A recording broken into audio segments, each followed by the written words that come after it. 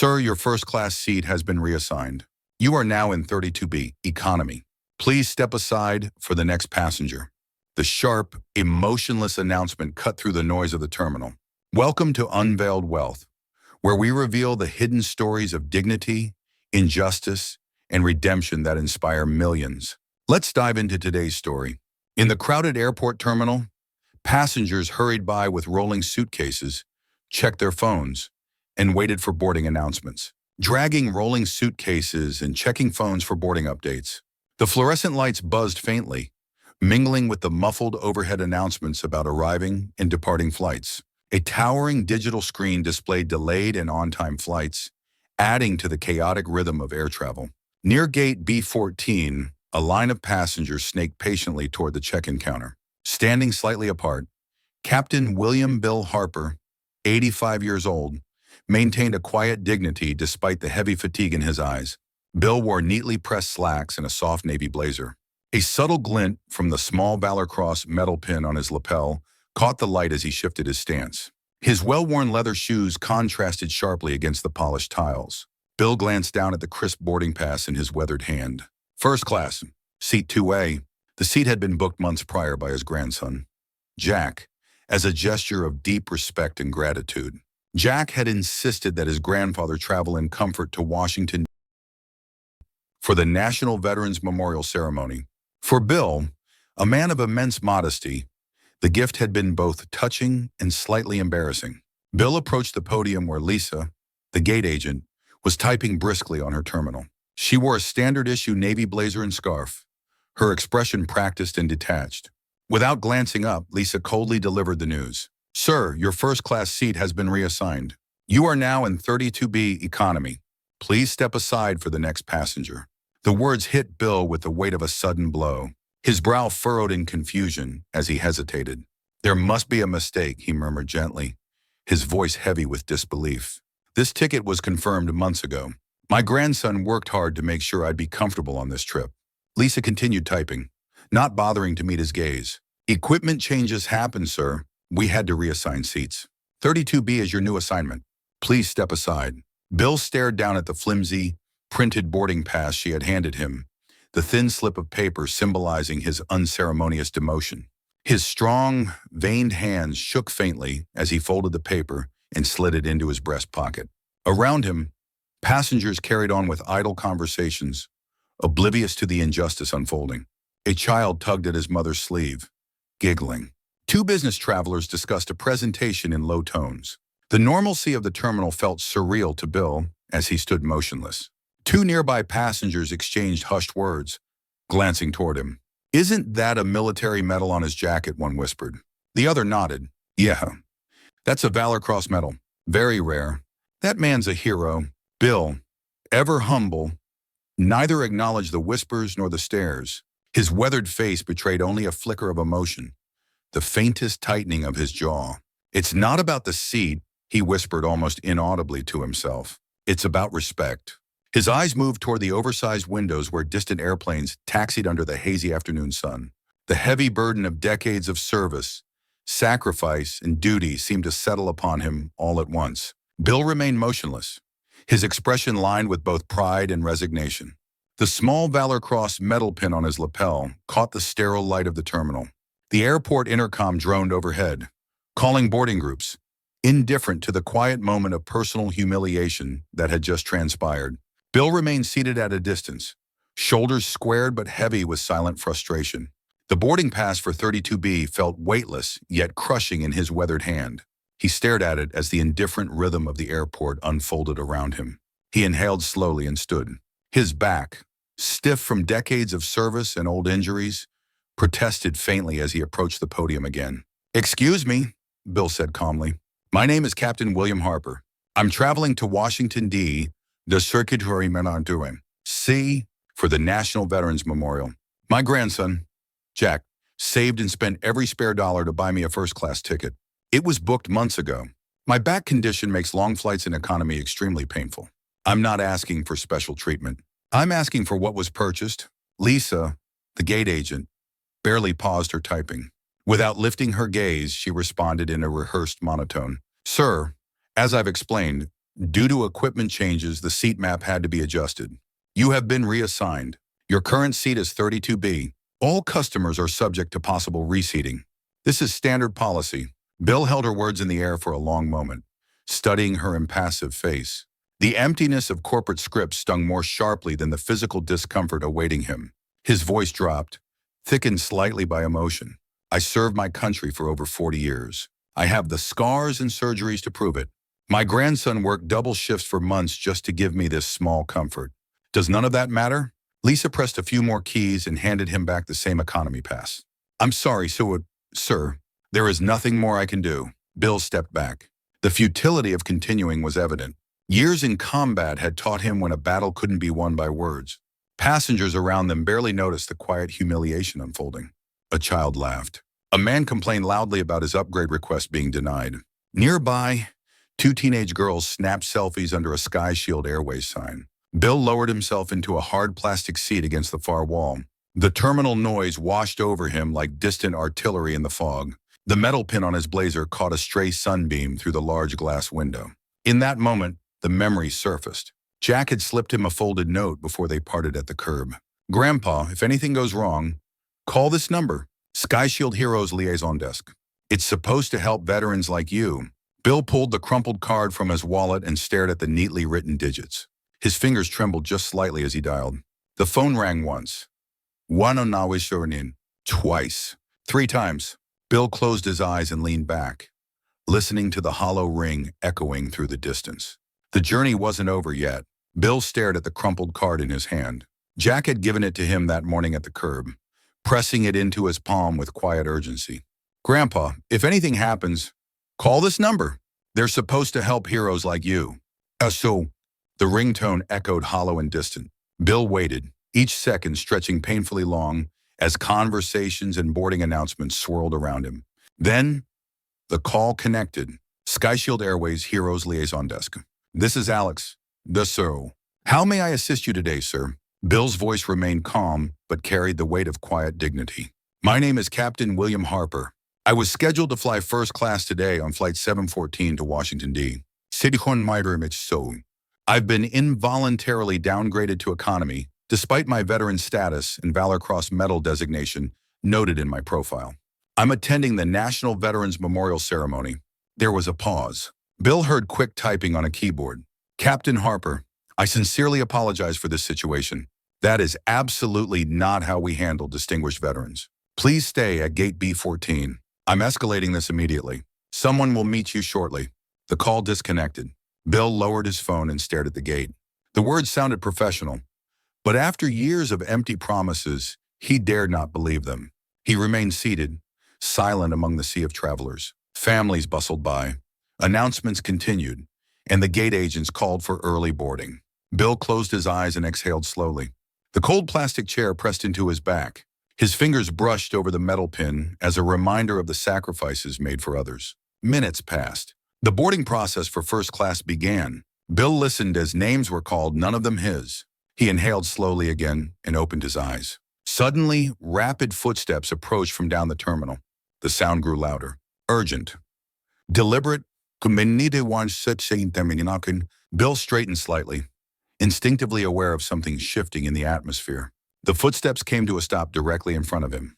Around him, travelers continued in oblivion. But the viewers, like Bill, held their breath, knowing something extraordinary was about to happen. Without warning, something was about to break the rhythm of ordinary life and rewrite the course of this day. William Harper was born into hard times. The son of a mill worker and a school cleaner, he grew up in a cramped 2-room house at the edge of a small Midwestern town. Winters bit hard through thin walls, and summers offered little relief from the sweltering heat. His shoes were often secondhand, patched and worn. Meals were simple potatoes, beans, whatever could be stretched to feed the family. Yet even as a boy, Bill carried himself with quiet determination.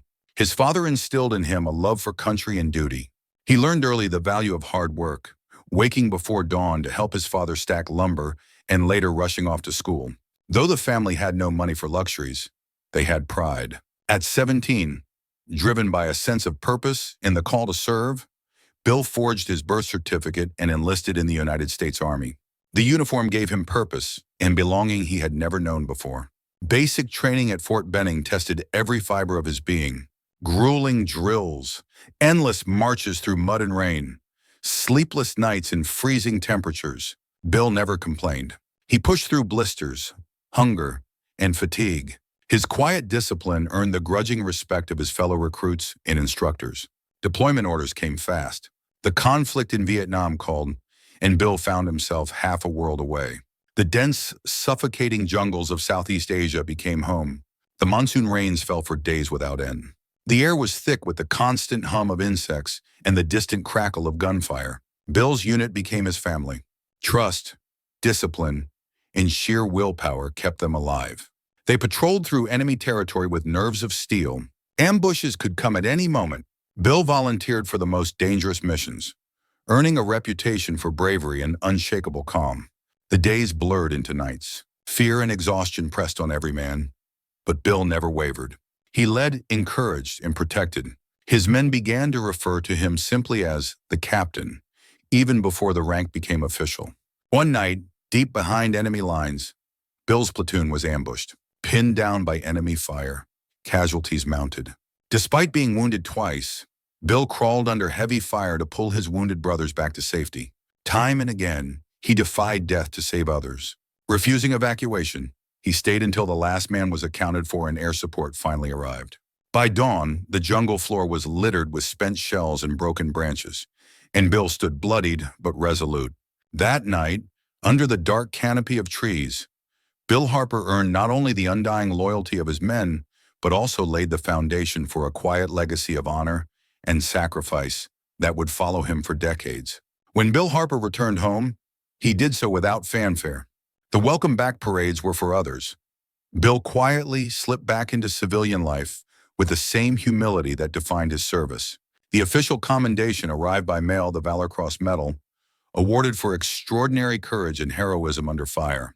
Bill opened the envelope alone at his small kitchen table, reading the words with solemn detachment.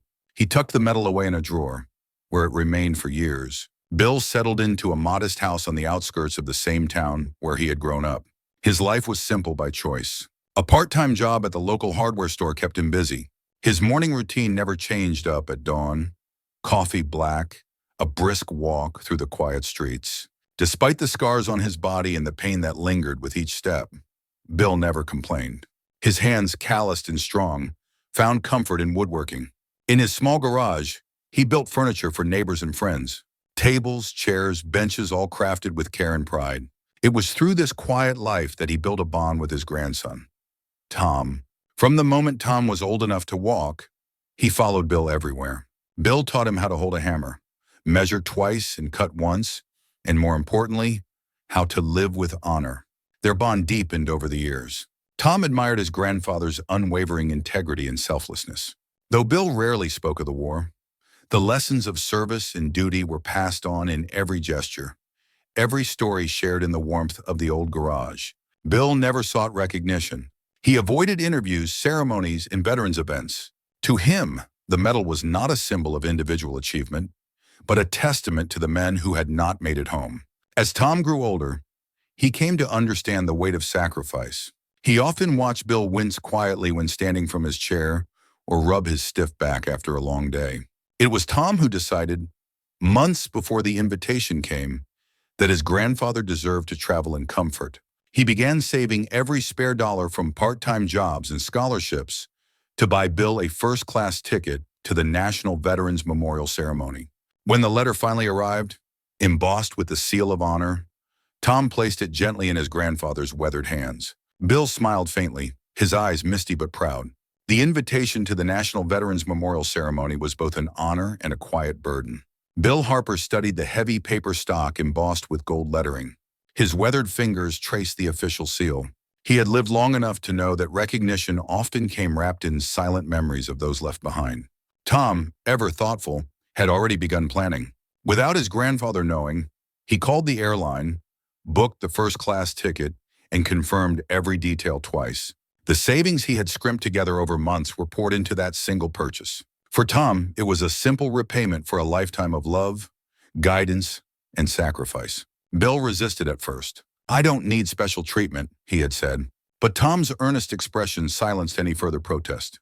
"Grandpa, this is for me as much as for you," Tom replied. "You deserve it." On the day of travel, Bill, dressed in his usual understated way, pressed slacks, a clean-collared shirt, and the old navy blazer with the small Valor Cross metal pin affixed neatly to the lapel. The journey to the airport was uneventful. Bill moved with the practiced calm of someone who had navigated countless terminals over the years. At SkyShield Airways check-in, the clerk had smiled warmly as she verified his first-class booking. Boarding pass in hand, seat 2A, Bill allowed himself a rare, small smile. He found a seat near Gate B14 away from the crowd and sat quietly. The terminal around him pulsed with life, the clicking of suitcase wheels, boarding calls over the intercom, the laughter of children, the muffled conversations of strangers heading to distant places. Bill's eyes drifted toward the bustling crowd. His back stiffened slightly as old aches reminded him of the passage of years. Despite the pain, his posture remained upright. As he sat in that crowded waiting area, a question lingered in his mind. Would respect follow him on this journey, or would it, like so many times before, vanish into the noise of everyday indifference? The boarding announcement crackled overhead. Bill glanced again at his boarding pass. For the first time in a long while, he allowed himself a glimmer of anticipation. Now, sitting humbly at the crowded gate, he wondered if respect still existed. The early boarding call echoed over the loudspeakers.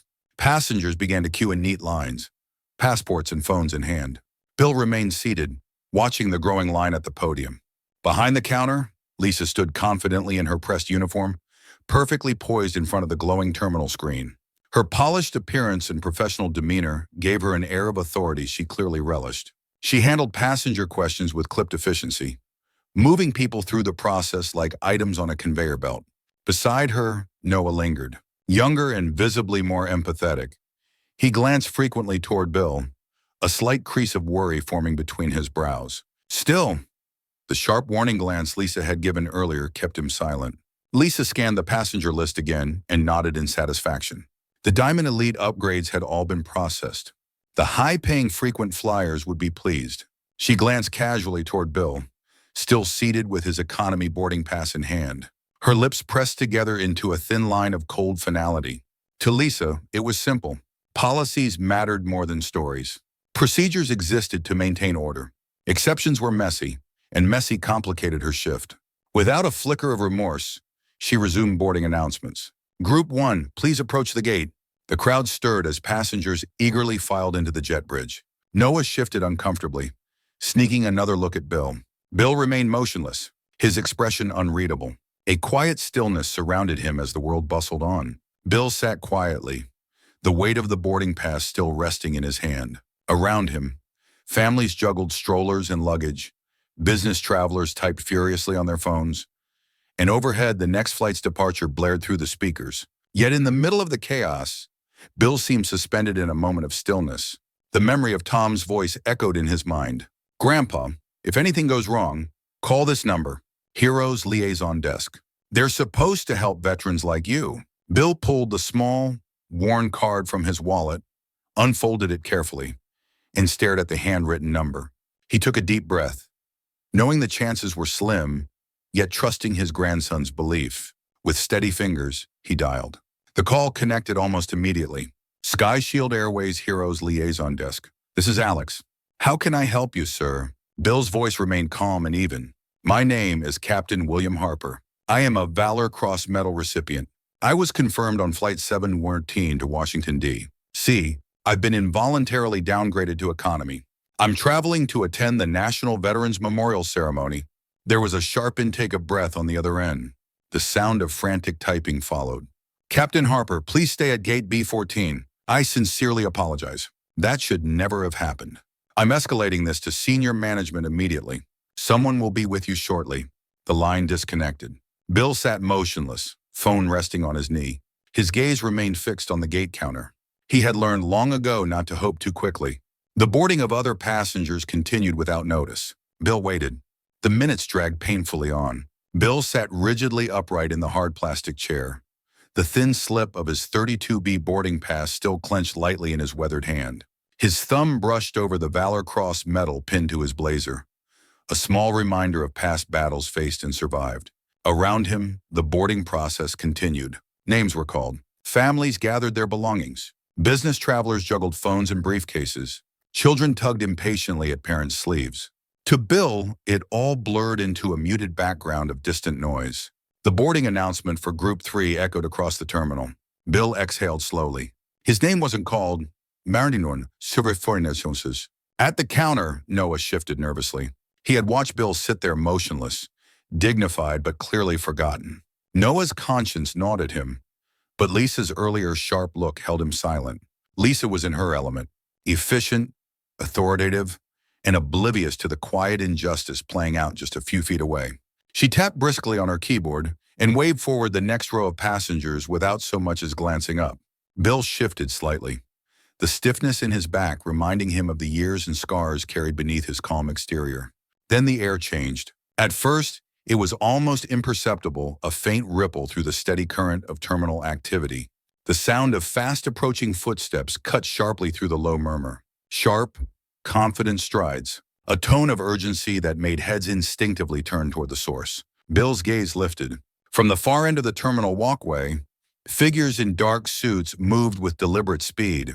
Leading them was a tall man with silvered hair, impeccably dressed, his expression a mixture of urgency and determination. Bill's eyes narrowed slightly, posture straightening further. Years of military instinct made him acutely aware that something unscripted was about to unfold. The man's polished shoes echoed against the tile floor as he advanced rapidly toward Gate B14, flanked by assistants who whispered frantically into headsets. Nearby passengers paused mid-conversation. A mother stopped rocking her baby. A businessman lowered his phone. An older couple froze mid-step, watching. The energy shifted palpably. An unspoken understanding spread. Something extraordinary was about to interrupt the carefully choreographed routine of airport life. Bill sat completely still, steady and calm, waiting for whatever was coming his way. The footsteps came to a stop directly in front of him. Bill slowly lifted his eyes. Standing before him was a tall, distinguished man in an immaculate tailored suit. His silver hair was neatly combed back, and his intense gaze spoke volumes before a word was uttered. "I'm Michael Graves, CEO of SkyShield Airways," the man said firmly, extending his hand. "Captain Harper, Bill nodded silently, accepting the handshake. "Captain, please accept my deepest apologies," Graves continued. "We were just informed of the grave mistake made regarding your seating. This is not how we honor our nation's heroes." Noah stood frozen behind the counter, eyes wide in disbelief. Lisa's face drained of color as she watched helplessly from her station. Graves turned to his assistant. "Hold flight 714 immediately." The assistant nodded and hurried away. Passengers nearby fell silent. Some paused mid-stride to watch, sensing that something unusual was unfolding. Graves returned his focus to Bill. "Captain Harper, you will be restored to first class this instant. If we must rearrange the entire manifest, so be it. Your seat awaits. Furthermore, from this day forward, you and any family member traveling with you will fly as our guest at the highest service tier. It's the very least we can do." Bill stared at him, stunned by the sudden reversal. Slowly, he nodded. "Thank you, Mr. Graves," Bill said quietly. "I only wished for a little respect." Graves' expression softened. "And you deserve nothing less." The assistant swiftly moved to reissue Bill's original first-class boarding pass. All eyes remained on the silent veteran whose quiet dignity had spoken louder than any demand. The energy in the terminal shifted again as whispers spread. Travelers exchanged glances. Some nodded quietly in approval. A nearby couple whispered to each other, recognizing the man who had waited with such patience. As the boarding process was temporarily halted, more airline personnel appeared, huddling with supervisors as they watched the CEO's intervention unfold. The tension that had hung heavily over the gate area began to lift. It was a rare moment when bureaucracy gave way to humanity. For Bill, it wasn't about the seat. It was about the principle. It was about the quiet, enduring dignity of a man who had given everything and asked for nothing. Lisa stood motionless behind the counter, her face pale, her carefully constructed confidence dissolving by the second. The presence of the CEO at her gate was unthinkable. The whispers grew louder. Every eye in the terminal seemed fixed on her. Michael Graves turned his sharp gaze toward her. "Agent Step aside, Graves instructed coldly. Lisa obeyed without a word, her hands dropping from the keyboard. Her pulse thundered in her ears as she stepped back. Graves motioned to Noah. You will escort Captain Harper personally to his seat, Graves said. Ensure everything is perfect. Then report directly to me after the flight departs. Noah nodded instantly and moved with purpose. Passengers around them fell into hushed silence. Several exchanged glances, understanding that they had just witnessed an extraordinary shift in power. Lisa's supervisor approached, alerted by the flurry of activity. The CEO addressed him without preamble. After this plane departs, this gate agent and her supervisor will meet me in my office. We will discuss policy interpretation, customer service standards, and the meaning of the Heroes Liaison program. Lisa's knees threatened to buckle. Graves glanced around the terminal, his voice loud enough for the crowd to hear. Let it be known SkyShield Airways will never again fail to recognize the sacrifice and dignity of those who have served. The passengers responded with polite, almost reverent applause. Noah offered Bill the new first-class boarding pass. Bill took it with a faint nod. Thank you, young man, Bill said. Noah's voice cracked slightly. It's an honor, sir. The energy in the terminal shifted once more, this time filled with admiration and respect for the elderly veteran who had quietly stood his ground. Several passengers whispered openly now. That's the CEO himself. Did you see how he stepped in? I've never seen anything like it. That poor man, he waited so calmly. A woman near the window dabbed her eyes with a tissue. Two uniformed pilots standing nearby nodded silently in respect. Lisa clutched the counter edge to steady herself. Her voice had abandoned her. The weight of what had just unfolded crushed her earlier arrogance. The CEO walked past her once more, pausing just long enough to say under his breath, "There are consequences for forgetting why we exist." Lisa's supervisor scribbled notes feverishly, already knowing the internal report this would trigger. The hush of awe remained as Noah led Bill slowly toward the jet bridge. The terminal remained suspended in stunned silence. Slowly, hushed voices filled the air. A woman near the window leaned to her son. He's a hero, isn't he? Her son whispered back. I heard the agent say Valor Cross Medal. Two flight attendants stood still, watching Bill walk with Noah toward the jet bridge. Nearby, an elderly veteran removed his cap and held it against his chest. Another placed his hand over his heart.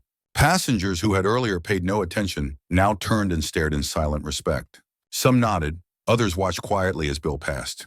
At the boarding door, a pilot stepped forward. Sir, it's an honor to have you with us. Bill gave a soft nod.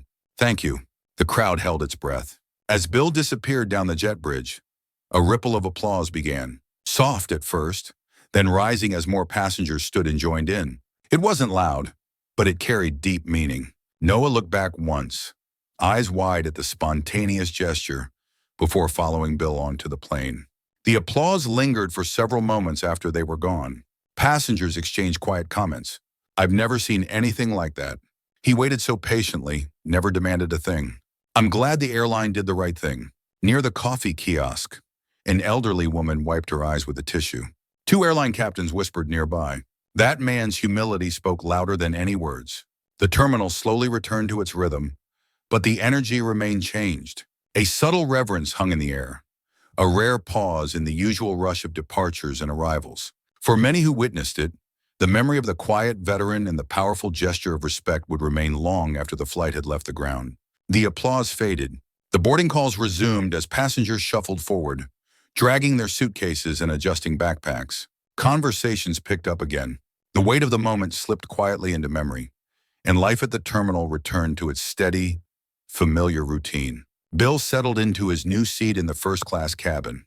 The soft leather and extra space were a stark contrast to what had nearly awaited him. He exhaled slowly, his fingers brushing the small Valor Cross medal pinned to his lapel. Back at the gate, the fallout began. Lisa stood frozen, pale, watching the last of the passengers board. Michael Graves turned to her, voice low but firm. You and your supervisor will report to my office after this plane departs, he said. We will be having a very long conversation about judgment, compassion, and the purpose of our Heroes Liaison program. Lisa barely nodded, unable to meet his gaze. Passengers continued to whisper. A few shot disapproving glances toward the gate counter where Lisa stood rigid, visibly shaken. In the airline's internal communication channel, word spread fast. Agents at other gates paused to read the emergency memo flagged by corporate immediate review of customer service practices required. Mandatory retraining ordered for all frontline staff. As the doors to Flight 714 finally closed, Graves remained at the window, arms crossed. His expression was grim and thoughtful. "This will never happen again," he murmured to himself. On board, Noah approached Bill quietly. "Everything all right?" "Brakanama, sir." Bill gave a faint nod. "Yes, sir, you are too." "Thank you." Noah smiled with relief. "Enjoy your flight, Captain." The engines roared to life. The aircraft pushed back from the gate, leaving behind the quiet storm that had transformed SkyShield Airways forever. Back inside the terminal, Lisa stood stiffly behind the counter, staring blankly at the darkened jet bridge. Her hands trembled slightly as she tried to organize loose boarding documents. A passenger walked past her, shaking his head in disgust. Another muttered just loud enough for her to hear, "Unbelievable. Treated a veteran like that, shameful." "Kay," her supervisor whispered urgently, "you're going to have to explain this." "29." Lisa opened her mouth, then closed it again, her throat dry. She knew there was no defense. At nearby gates, fellow SkyShield agents stole glances toward the now empty Gate B14. Some exchanged looks of disbelief. Others typed furiously into their tablets as the corporate memo arrived. A senior flight attendant at Gate B16 tapped her colleague. "That'll be the last time anyone disrespects a decorated hero here."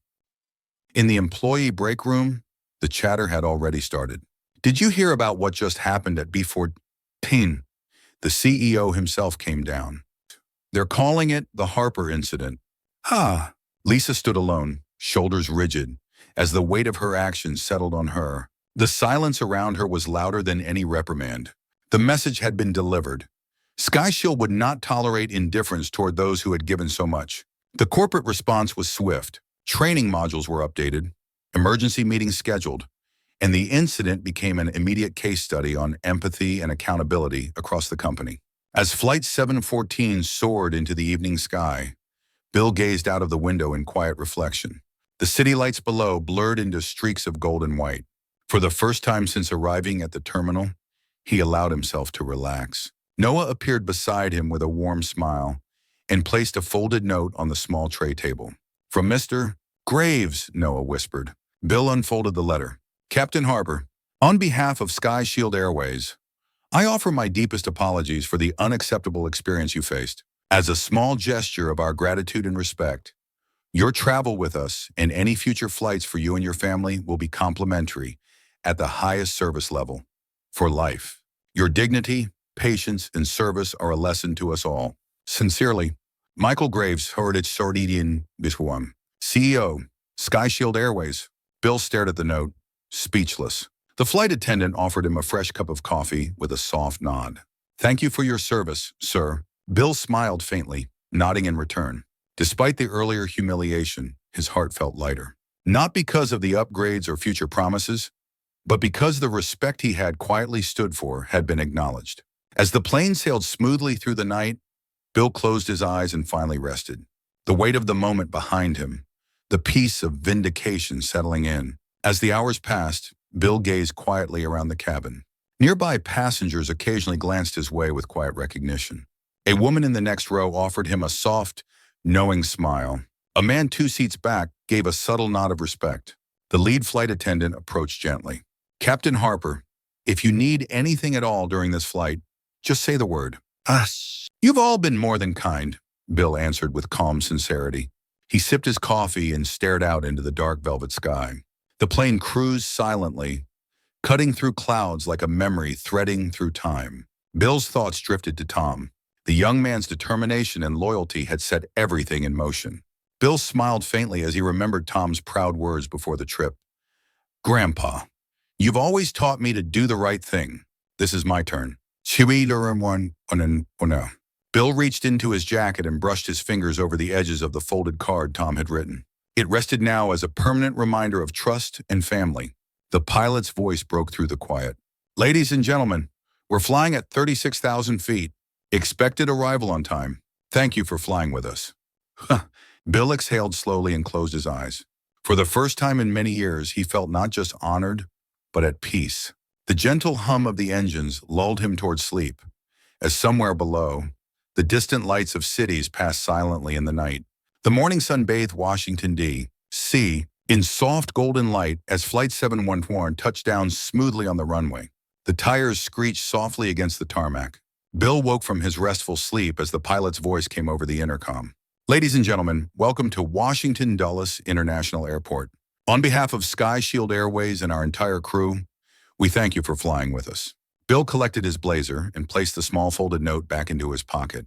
As he exited the aircraft, the flight attendants lined up to bid him farewell. Each offered a quiet "thank you, sir," or a respectful nod.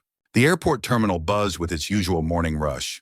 Yet as Bill walked toward the exit, he felt something intangible, a lingering sense of dignity restored. Waiting near the baggage claim was Tom, eyes bright as he waved eagerly. Grandpa Tom rushed forward and pulled Bill into a tight embrace. Bill smiled warmly. "Thank you, Jack. I couldn't have done this without you." "I heard what happened," Tom said quietly as they stepped outside into the crisp morning air. "Are you okay?" Bill chuckled softly, the sound light and free. "Just a little turbulence at the gate, son. Nothing a few good people couldn't fix." Tom smiled back, relieved. Together they hailed a cab toward the National Veterans Memorial. As the car pulled away, Bill glanced once more at the horizon, the city's monuments standing proudly in the distance. He reached into his pocket and touched the metal pin gently. Sometimes, he thought, even in a system built on indifference, a single voice and a simple act of respect could remind the world what true honor looks like. As Bill and Tom stepped into the waiting cab, the driver, noticing Bill's metal pin, nodded with quiet respect. "Thank you for your service, sir," he said.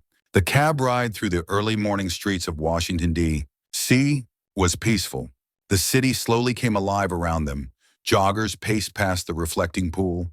Early commuters hurried along sidewalks, and American flags fluttered gently atop government buildings. Bill gazed out of the window as they passed the Lincoln Memorial and the towering Washington Monument. His thoughts drifted to those who never came home from foreign battlefields. Faces and names, long gone but never forgotten. Tom glanced over. "You've earned this moment, Grandpa." Bill placed a reassuring hand on his grandson's arm. "I didn't do it for recognition. I did it because it was right." "Yes, sir, Manoan." The cab pulled to a stop near the National Veterans Memorial. The grand building stood in solemn dignity beneath the rising sun. Before stepping out, Bill paused, brushed an imaginary wrinkle from his blazer, and adjusted the small Valor Cross metal pin on his lapel. Tom smiled. "Let's go make history, Grandpa." As they walked toward the memorial entrance, passers-by instinctively stepped aside. Some nodded. Others whispered. Bill felt none of the earlier frustration from the airport. Instead, he walked with lightness in his step, comforted by the knowledge that, for once, dignity had prevailed. The flag atop the memorial rippled against the morning sky. Bill inhaled deeply and smiled faintly as he approached the place where his journey had always meant to end that day. Back at SkyShield Airways headquarters, the aftermath of the Harper incident spread swiftly through every department. An emergency meeting of senior executives was called before the first morning flight had even departed. Michael Graves stood at the front of the boardroom, his expression firm yet calm. Around him, the walls were lined with framed photos of smiling passengers and vintage airline posters. Today, the glossy images contrasted sharply with the gravity of the discussion. "We failed," Graves said bluntly. "Not only Captain Harper, but every veteran, every customer who believes we stand for more than policies and profit." The room was silent. Graves turned to the director of customer experience. "Effective immediately, we are launching the Harper Protocol." A few surprised gasps escaped the gathered executives. Graves continued, his voice resolute. "The Harper Protocol will ensure that any service issue involving a Medal of Valor, Medal of Honor, or equivalent veteran recognition is escalated instantly to the highest level. No exceptions, no delays." An assistant typed furiously into her laptop, capturing every word. Graves paced slowly, locking eyes with several team leaders. "Training for frontline staff will be completely overhauled. We will retrain every gate agent, supervisor, and customer service representative on empathy, judgment, and respect." The head of human resources raised a hand. "Mr. Graves, what about disciplinary action?" Graves nodded grimly. "Appropriate actions are already underway, but this is bigger than punishing individuals. It's about changing our culture." The meeting concluded with quiet determination. Memos were drafted.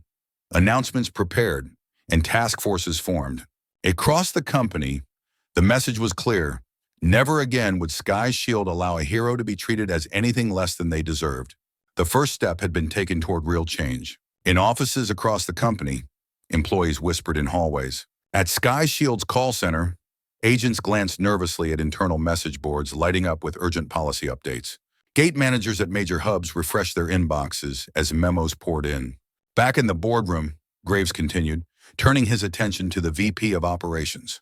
Every flight crew member will receive detailed instructions on the Harper Protocol before their next assignment. No veteran should ever have to fight for basic respect again. Aquam. The VP nodded solemnly. Understood, Director, sir. Curl. Graves paused, scanning the room. I want signage in every terminal, brochures in every lounge, and a dedicated hotline fully staffed and trained. No veteran should be rerouted through call trees and automated menus. They deserve a direct human voice. We will call it the Heroes Liaison Desk. We will advertise it proudly. Forsatin. The communications director jotted notes rapidly. Press release by end of day, she offered. Graves nodded. Make sure it reaches every major news outlet. Let the world know we own this mistake and we're fixing it. The mood in the room shifted. What had begun as embarrassment now hardened into resolve. In the days that followed, training teams were dispatched to regional offices. Web pages were redesigned, mobile apps updated, and new training videos recorded. A framed copy of the Harper Protocol, signed by Graves and the entire executive team, was mounted in the corporate lobby beneath a simple brass plaque that read "Honor Above All." SkyShield Airways had begun its transformation. In the weeks following the official announcement, SkyShield Airways underwent a dramatic internal evolution. Posters bearing the bold message, the Harper Protocol. Respect above all were displayed prominently in every terminal and crew lounge. At SkyShield's major hubs, special Heroes Liaison Desks were installed near every check-in area. Bright signage invited military veterans and service members to approach without waiting in line. The new policy was clear: heroes were to be treated with priority, care, and compassion. Training sessions rolled out across the country. In packed conference rooms and online webinars, employees listened intently as trainers walked through scenarios and role-played difficult conversations. A trainer at one of the sessions in Dallas spoke passionately to the group. A Medal of Valor recipient might never ask for special treatment, but that is exactly why we offer it. The stories of Bill Harper's experience spread widely. News reports highlighted the company's rapid and transparent response. Veterans organizations publicly commended SkyShield for taking accountability and turning a failure into a promise of systemic change. Social media campaigns launched under the hashtag Honor Above All. Passengers shared photos of the new Heroes Liaison Desks. Dozens of veterans posted their gratitude after experiencing the respectful service firsthand. Bill, quietly watching from afar, was humbled by what had unfolded. He received a personal handwritten note from Michael Graves reaffirming that SkyShield's commitment was permanent. In airports across the nation, small changes made a big difference. Agents smiled more, took extra time to assist elderly veterans, and proudly wore pins that read, Harper Protocol Ambassador. The initiative inspired other airlines to take similar steps, with industry leaders citing SkyShield's swift action as a new gold standard for veteran care. And so, in the echo of one man's quiet dignity, an entire industry began to change. In Atlanta, a young gate agent named Rachel spotted a veteran struggling with heavy bags. Remembering her Harper Protocol training, she immediately assisted, offered expedited boarding, and walked the veteran to his seat. The man wrote to SkyShield later, calling it the first time since returning home that I felt truly recognized. In Seattle, a Vietnam War veteran wearing a faded unit cap approached the Heroes Liaison Desk. Expecting paperwork delays, he was surprised when the attendant simply smiled and said, "Welcome home, Chama, sir. We've got you covered." Hooray, Chukromite. Stories like these multiplied. Flight attendants voluntarily requested additional Harper Protocol training. New recruits at SkyShield's Academy in Chicago completed a full module dedicated to veteran sensitivity. Customer satisfaction surveys showed an immediate improvement. Internal employee morale rose too. Staff reported greater pride in their roles, knowing they were empowered to do the right thing. The Veterans Affairs Association invited SkyShield executives to speak at a national conference, applauding them as leaders in industry reform. Meanwhile, Michael Graves continued to personally review weekly reports on Hero's liaison desk activity, ensuring the program maintained integrity and consistency. SkyShield even established an annual Harper Day each November, offering free flights to Medal of Valor and Medal of Honor recipients and their families. Other airlines followed suit, quietly adopting similar policies. Airport lounges across the country began displaying Respect Our Heroes banners, a nod to the cultural shift initiated by a single quiet passenger who refused to surrender his dignity. Bill Harper remained blissfully out of the spotlight, watching the ripple effect of compassion that had spread so unexpectedly from one moment of quiet defiance. The Harper Protocol had taken root, and its legacy was only beginning. Months passed, and the impact of the Harper Protocol continued to grow beyond what anyone at SkyShield Airways had anticipated. The program expanded internationally. SkyShield's partner airlines in Europe, Asia, and South America adopted the same guidelines, training their employees with the same level of compassion and commitment. Airports from London Heathrow to Tokyo Narita displayed Harper Protocol signage with pride. The Heroes Liaison Desk became a permanent fixture in over 200 airports worldwide.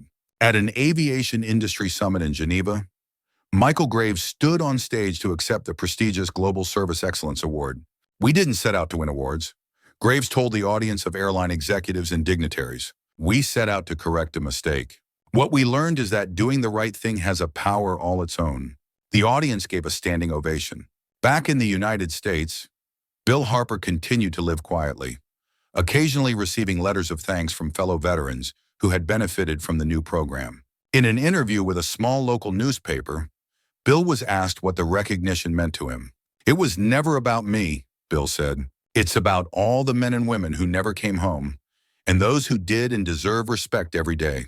SkyShield Airways later announced the creation of the Harper Fellowship, a scholarship program for military veterans pursuing careers in aviation, customer service, and logistics. At the dedication ceremony, a plaque was unveiled at SkyShield's corporate headquarters. It read, "The Harper Protocol, in honor of Captain William Harper, for reminding us that dignity, respect, and integrity must guide every decision we make."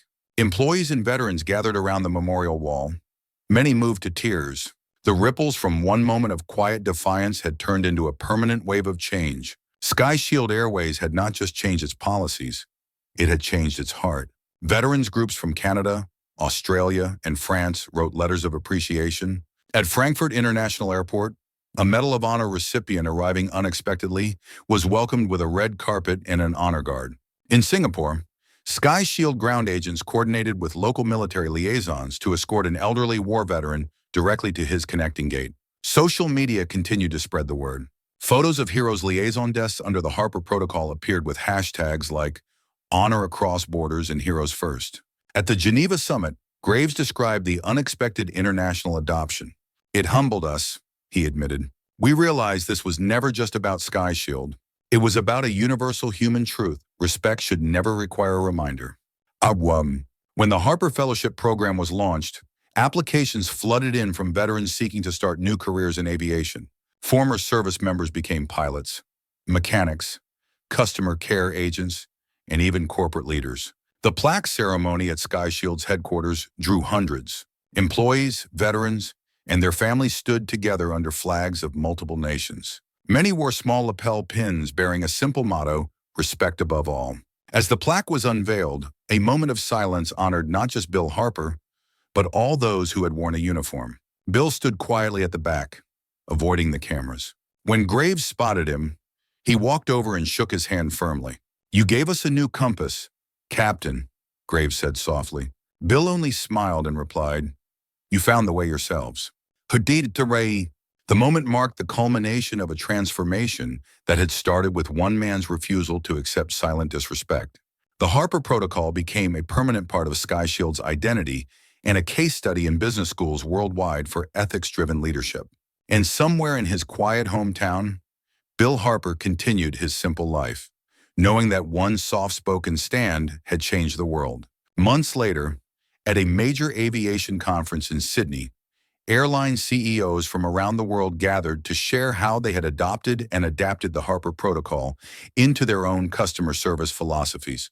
Testimonials poured in from veterans and their families in over 50 countries, expressing gratitude for the compassion and dignity they had received.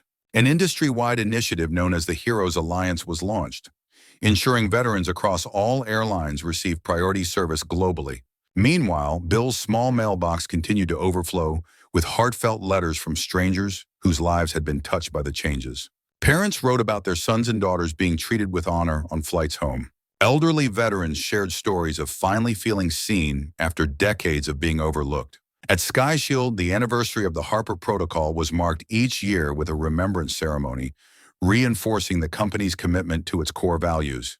The legacy of Captain William Harper had transcended borders and industries. His quiet dignity had become a universal symbol of respect. The journey that had begun with a simple boarding pass ended as a global movement, proving that even the smallest act of standing firm can inspire lasting change. The legacy of Captain William Harper stood as proof that even the smallest voice can lead to profound change. As passengers around the world walked past Heroes' liaison desks, many never knew the quiet man who had inspired them. But some stopped to read the simple plaque and paused, reflecting on the meaning of dignity and respect. In airports from New York to Tokyo, the ripple effect continued. Veterans were greeted with kindness, offered assistance without having to ask, and given the honor they had always deserved. Bill Harper remained in his small hometown, living simply, quietly proud of the movement that had grown from his silent stand. He never sought recognition, yet his legacy lived in every smile of welcome and every compassionate gesture. Sometimes the most powerful revolutions don't come from loud demands, but from the unwavering conviction to do what is right. As the sun set behind a passing plane overhead, the message was clear: honor, respect, and compassion have no borders. Respect is not something earned only on the battlefield. It is a right owed to every human being who has carried burdens so that others could live free. Captain William Harper's journey reminds us that dignity does not demand a spotlight, and true heroism often walks in silence. It does not boast, it does not rage, it simply stands firm. In a world rushing toward efficiency, profits, and policies, it is easy to forget the faces and sacrifices behind the freedoms we enjoy. But when one man, with nothing more than a quiet voice and unshakable integrity, chooses to stand up against indifference, he becomes a lighthouse for us all. The Harper Protocol teaches us that greatness is not about power or wealth. It's about the simple act of seeing another person's worth and choosing to honor it.